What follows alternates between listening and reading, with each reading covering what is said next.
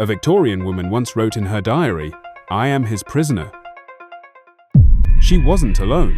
Marriage in the 1800s didn't just mean vows and veils, it meant giving up your name, your money, and your rights.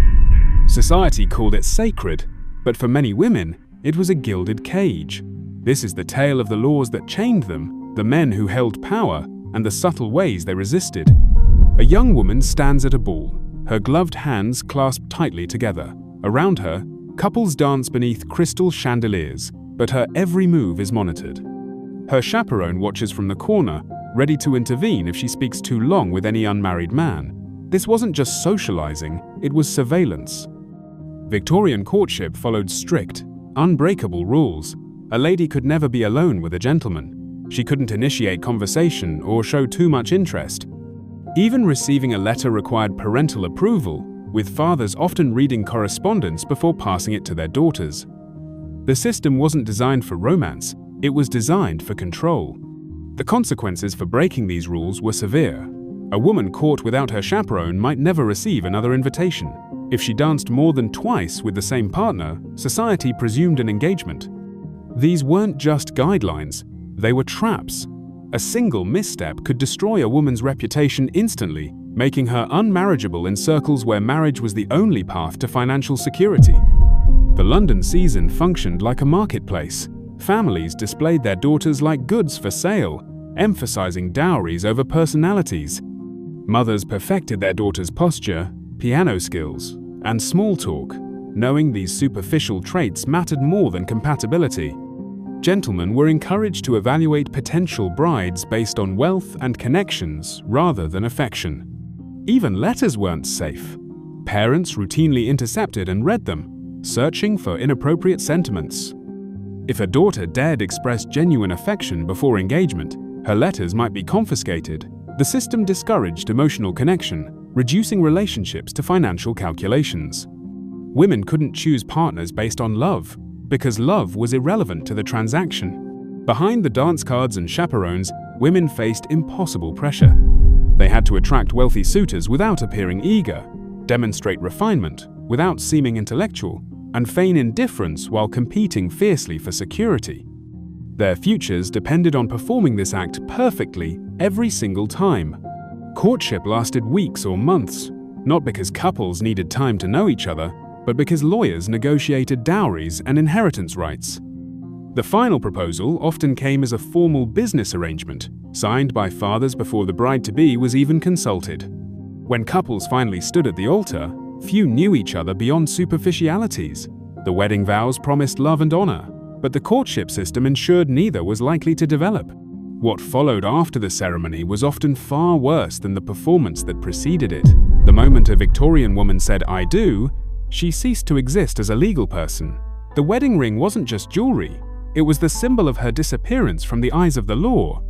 Under the doctrine of coverture, Judge William Blackstone wrote that marriage suspended the very being or legal existence of the woman. Her rights, property, and even her clothing became her husband's absolute property overnight. She couldn't sign contracts, file lawsuits, or keep money she earned. If she worked, her wages belonged to her husband. If she inherited property, it immediately transferred to his control. Court records reveal countless cases of husbands disposing of their wives' possessions without consulting them. In 1834, a London merchant sold his wife's entire wardrobe, dresses, shoes, and jewelry to cover gambling debts. She had no legal recourse. The law extended to women's bodies themselves. A husband had absolute authority over marital relations. Consent wasn't legally recognized. Many women's diaries describe being forced to submit, while surgeons' records show injuries from violent encounters. There was no crime called marital rape because the law considered wives permanently available to their husbands. Children automatically belonged to the father. A mother had no legal rights to her own offspring. If a husband chose, he could remove children from their mother's care without warning. Some sent infants away to wet nurses indefinitely, while others placed older children in institutions. Mothers couldn't object. In divorce cases, courts automatically awarded custody to fathers regardless of circumstances. Even personal safety wasn't guaranteed. While British law theoretically prohibited wife-beating, Courts rarely intervened unless injuries were life-threatening. Police often returned abused women to their homes, believing domestic matters weren't their concern. The famous 1853 case of Reginald Bird, who locked his wife in an attic for 3 years, only came to light because a maid reported hearing screams. Not even death provided escape.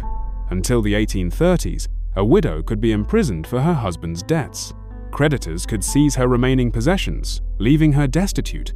Funeral expenses took priority over her survival. She might watch her bed auctioned to pay gravediggers while she faced the workhouse. The law offered one loophole: coverture only applied to married women. Some wives fled to live as single women, giving up all contact with their children to escape. Others intentionally got arrested for petty crimes because prisons at least provided food and shelter. But for most, the system was inescapable. The front door closed, and the house became a cage. For many Victorian wives, the moment their husband crossed the threshold meant shifting from public performance to private terror. Neighbors might hear screams through thin walls, but no one knocked. The law saw marriage as a sacred union, which meant whatever happened indoors stayed there. Police routinely dismissed reports of domestic violence, telling women to be better wives instead. Judges echoed this sentiment, with one magistrate famously ruling that a man couldn't be charged for beating his wife unless he used a stick thicker than his thumb.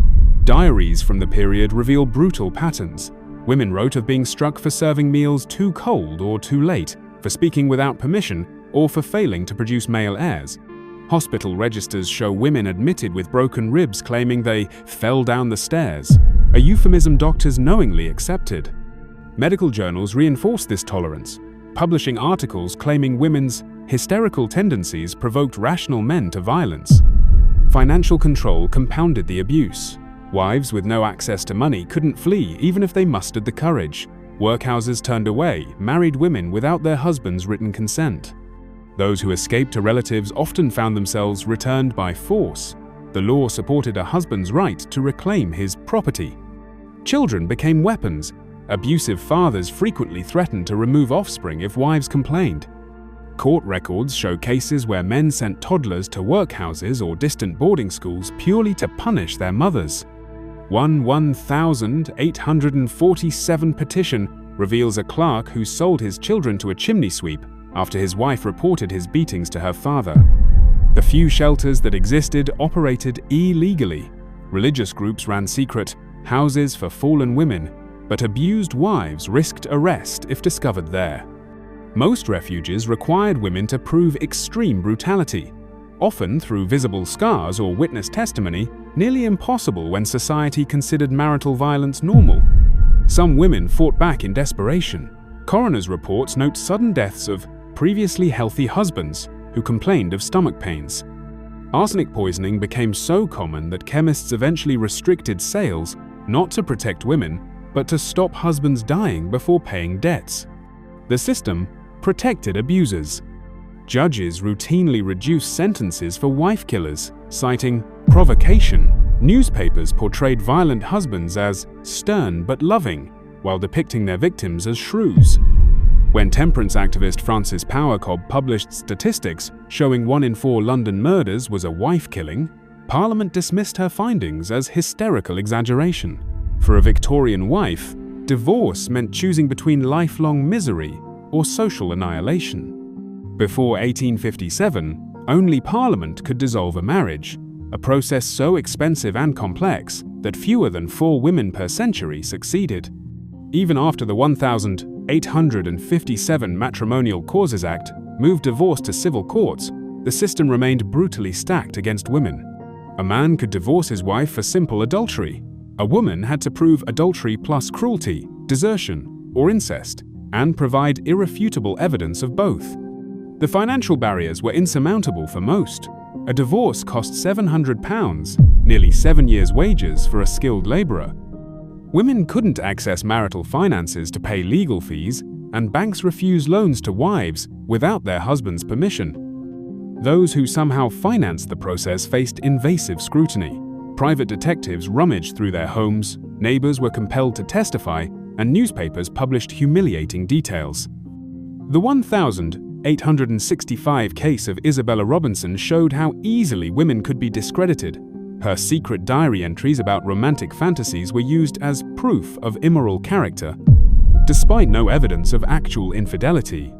Successful divorces didn't guarantee freedom. Courts automatically awarded child custody to fathers, claiming women's moral fragility made them unfit guardians. Divorced women lost rights to any property they'd brought into the marriage. Those who kept their children often had to surrender them later when husbands demanded. Public shame followed divorced women forever. They were banned from respectable neighborhoods, blacklisted by employers, and often forced into prostitution, the only work available to fallen women. Religious groups shunned them. Landlords refused tenancies, and even family members sometimes severed ties. Some women preferred imprisonment to continuing their marriages. Police records show wives confessing to petty thefts because prisons provided cleaner living conditions than their homes. Others deliberately violated public order laws. One woman repeatedly disrobed in parks until authorities committed her to an asylum, where she told doctors captivity there was preferable to her husband. The arsenic sat innocently on the kitchen shelf, labeled as rat poison or fabric dye. Every Victorian household kept some, a circumstance many desperate wives exploited. When abusive husbands suddenly developed violent stomach cramps and foul-smelling diarrhea, doctors often misdiagnosed the symptoms as cholera or dysentery. Few asked why these cases disproportionately affected cruel men with much younger wives. Coroners' reports tell revealing stories. The 1845 death of Bristol merchant Thomas Briggs was ruled accidental until his maid testified about his wife purchasing arsenic weeks earlier. The case never went to trial. The jury decided Mrs. Briggs likely bought it for killing bedbugs. Other records show clusters of sudden illnesses following public incidents of domestic violence. Yet courtroom outcomes often defied expectations. Juries acquitted more than 60% of women tried for poisoning between 1830 to 1860, even with compelling evidence. The 1857 trial of Sarah Dasley saw jurors weep as they heard how her husband sold their child to pay gambling debts before she poisoned him. They returned a not guilty verdict in 12 minutes. Arsenic wasn't the only weapon. Kitchen knives disappeared into skirt pockets. Scissors accidentally slipped during sewing alterations. Doctors reported suspicious wounds on abusive husbands. One London physician noted 3 separate cases where violent men suffered unexpected deep cuts to their groins in 1862 alone. For every documented case, countless others went undetected. The mortality rate for middle-aged Victorian men was suspiciously high compared to women of the same class. Contemporary statisticians noted the disparity but blamed male intemperance rather than considering more sinister causes. These were not random acts of violence, but calculated strikes against an unjust system. When courts refused to protect women, when churches preached submission, when neighbors turned away from screams, some wives took matters into their own hands. The arsenic in the pantry became the last resort of women with no legal recourse. A respectable wife wakes with rashes she doesn't understand. The doctor calls it female hysteria while exchanging glances with her husband. Neither mentions these symptoms appeared shortly after his month-long business trip to Paris. She'll never know the truth, that syphilis now flows through her veins, passed unknowingly during marital relations society demanded she never refuse. Venereal diseases haunted Victorian marriages silently. Medical texts estimated 1 in 5 London men carried syphilis from brothels, then infected their wives. But doctors conspired in the deception. The British Medical Journal instructed physicians in 1858. When venereal infection appears in a virtuous wife, the utmost delicacy must be observed in suggesting its origin. Translation: lie. Wives received vague diagnoses like constitutional weakness, while mercury treatments burned their skin and rotted their teeth. The consequences were catastrophic. Miscarriage records show patterns aligning with husbands' known infection periods. Women lost babies without understanding why. Children born with congenital syphilis were labeled sickly and hidden away, their facial deformities called family peculiarities. Men faced minimal consequences. While a wife could be divorced for adultery, husbands suffered no penalties for infecting spouses. The 1866 Contagious Diseases Acts even required prostitutes to undergo exams, while their clients remained unchecked. Medical journals offered grotesque solutions. One 1847 article proposed curing syphilis by having sex with virgins, sparking a surge in child exploitation. The medical establishment's complicity ran deep. Mercury treatments were agonizing, causing hair loss, inducing vomiting, leaving sores, yet doctors prescribed them more readily to wives than husbands. Many treatments worsened conditions. One 1859 remedy combining mercury with nitric acid actually caused the miscarriage it claimed to prevent. This wasn't just medical negligence. It was systematic femicide enabled by a society that valued male reputation over female lives. Doctors who swore oaths to do no harm deliberately withheld diagnoses that could save patients. Wives entered marriages as healthy women and left as corpses, their death certificates sanitized for propriety's sake. Caroline Norton returned home in 1836 to find her house empty. Her husband had taken their 3 sons and left the country. Under English law, she had no right to stop him. Children were a father's property. What began as personal devastation sparked a battle that would change British law forever. The legal system mocked her at first. Judges dismissed Norton's petitions, claiming maternal love was a sentimental notion, not a legal right. So she fought differently, using the weapons society couldn't ignore. Her pamphlet, The Natural Claim of a Mother to Her Children, 1837, laid bare the system's cruelty. Newspapers reprinted sections, sparking public outrage. The resulting Infant Custody Act marked Britain's first recognition of mothers' rights, a tiny crack in Coventry's foundation. Other women saw possibilities. Barbara Lee Smith collected 26,000 signatures for married women's property reform in the 1850s. Her petitions exposed absurd cases like Maria Rye, whose inheritance vanished when she married because her husband immediately spent it on gambling debts. The first Married Women's Property Act passed in 1870, weak by modern standards, but revolutionary at the time. The movement cleverly used Victorian ideals against the system. When opponents claimed women lacked logic for political participation, suffragists pointed to Norton's precise legal arguments. Critics who said feminism destroyed families were confronted with statistics showing property rights reduced female suicide rates. Underground networks sustained the fight. Wealthy women funded reformers anonymously to avoid scandal. Printers risked imprisonment to publish feminist pamphlets disguised as etiquette guides. The Englishwoman's Review, founded 1866, circulated secretly among progressive households, its articles copied by hand when authorities seized issues. Progress came incrementally. The 1857 Divorce Act established civil divorce courts, still biased against women, but better than requiring parliamentary approval. The 1873 Custody Act finally gave mothers rights to children under 16. By 1891, judges ruled husbands couldn't legally imprison their wives, abolishing the centuries-old right of restraint. These reforms didn't happen because society grew kinder. They happened because women like Norton turned personal suffering into political pressure. Every pamphlet, every petition, every court case chipped away at the system. Victorian feminism wasn't about perfection, it was persistence. If this is making you rethink everything you thought you knew about Victorian marriage, you're not alone. Do us and history a favor, tap the like button. It helps push this story to more people who need to hear it. And if you're into hidden truths like this, hit subscribe. We've got more coming that most books won't touch. A Victorian wife wakes before dawn, lighting a candle with shaking hands. She opens a small book hidden beneath her mattress, the only place she can speak freely. Her diary becomes more than personal reflections. It's a clandestine record of abuses the law refuses to acknowledge. These handwritten pages contain evidence that could ruin her if discovered, but she keeps writing anyway. Many diaries from this period follow disturbing patterns. Entries start with mundane household accounts before plunging into raw despair.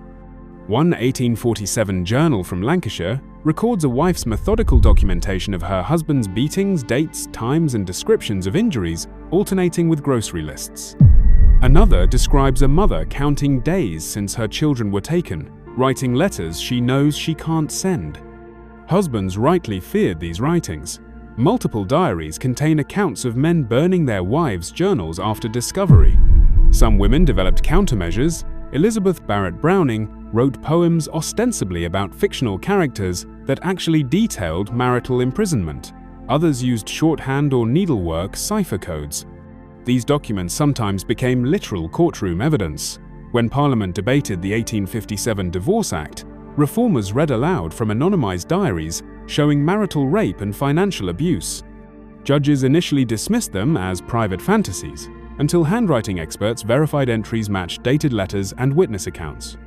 Today, historians treat these fragile pages as silent testimony. What wives wrote in secret now fills archive boxes labeled Evidence of Marital Conditions, 1820 to 1880. Their words finally received the serious consideration denied when they were alive. These women couldn't testify in courtrooms, but they created records that outlived them.